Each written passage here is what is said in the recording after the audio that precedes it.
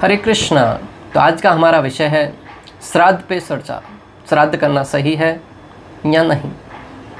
स्वाभाविक ही लोगों के मन में ये प्राय प्रश्न उठता है कि जीते जी तो हमने अपने माता पिता की सेवा करी नहीं, और मृत्यु के बाद ये पाखंड, ये ढोंग, ये दिखावा, ये अंधविश्वास क्यों किया जाए। तो यहाँ पर हमें समझना होगा कि जीते जी हमने माता पिता की सेवा नहीं करी, ये हमारी प्रथम गलती थी, और मृत्यु के बाद श्राद्ध नहीं करना ये द्वितीय गलती है। मैं आपसे पूछता हूँ कि जीते जी आपने सेवा नहीं करी, ये हमारी प्रथम गलती है, तो प्रथम गलती कर चुके तो क्या दूसरी गलती करना जरूरी है? क्या एक गलती के बाद दूसरी गलती को सुधारा नहीं जा सकता? इंसान गलती का पुतला है जो अक्सर हो ही जाती है। जो गलती को सुधारे उसे तो इंसान कहा जाता है ना। क्योंकि आज हम देख रहे हैं कि समाज में अधिकांश लोग अनेक प्रकार की समस्याओं से, अनेक प्रकार की व्याधियों से पीड़ित हैं।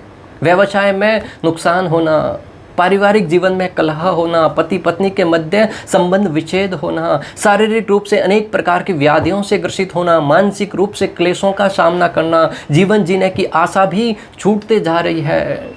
और ऐसा नहीं है कि कोई उपचार न किया गया हो, अनेक प्रकार की दवाइयाँ लेने के बाद भी जीवन में किसी भी प्रकार का कोई लाभ नहीं हो रहा, स्वास्थ्य लाभ नहीं हो रहा।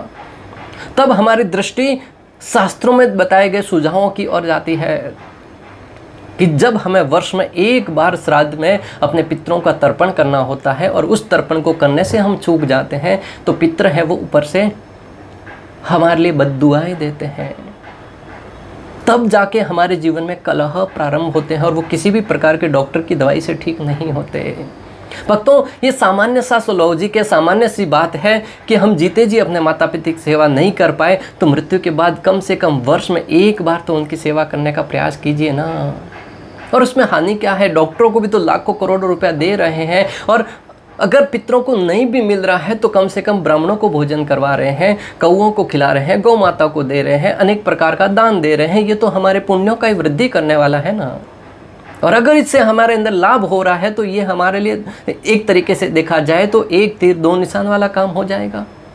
परंतु आज का समाज प्राय इतना भ्रमित होता जा रहा है, इतना दिशाहीन होता जा रहा है कि सामने देखते हुए भी उसको नज़रअंदाज करता हुआ प्रतीत हो रहा है। हमारे संतों का कहना है, संत समाज का कहना है कि शास्त्रों में बताए गए प्रत्येक विधि विधान का पालन करना एक व्यक्ति को सही दिशा की ओर ले जाना है। अगर हमारे जीवन में समस्या आ रही हैं, कष्ट आ रहे हैं, और इस प्रकार की विधि विधान करने से अगर उसको टाला जा सकता है तो यही बुद्धिमानी है।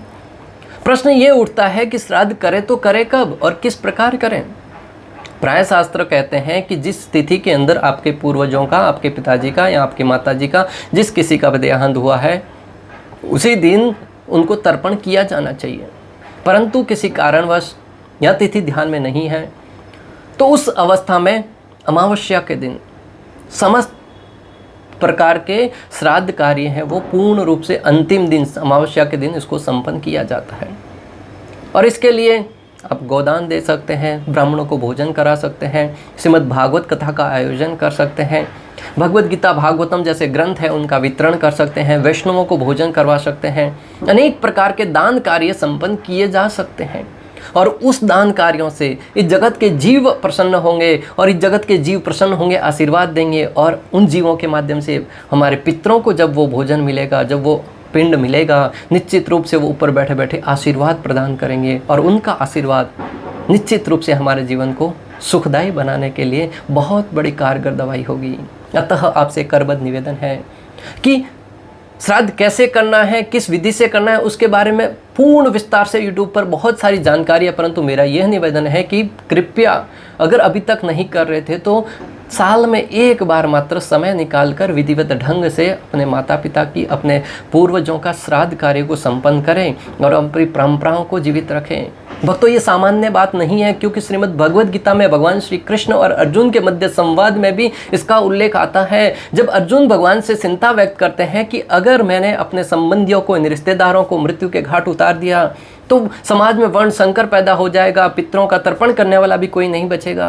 अगर ये कोई मात्र ढकोसला होता तो भगवान श्री कृष्ण के सामने अर्जुन इस प्रकार की संस्तुति क्यों करते?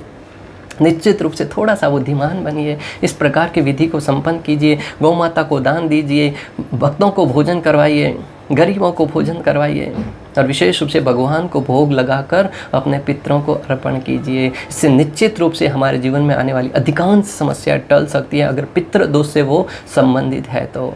हरे कृष्णा। श्रील प्रभुपाद की जय। श्री श्री राधा गोपीनाथ भगवान की जय। हरे कृष्ण।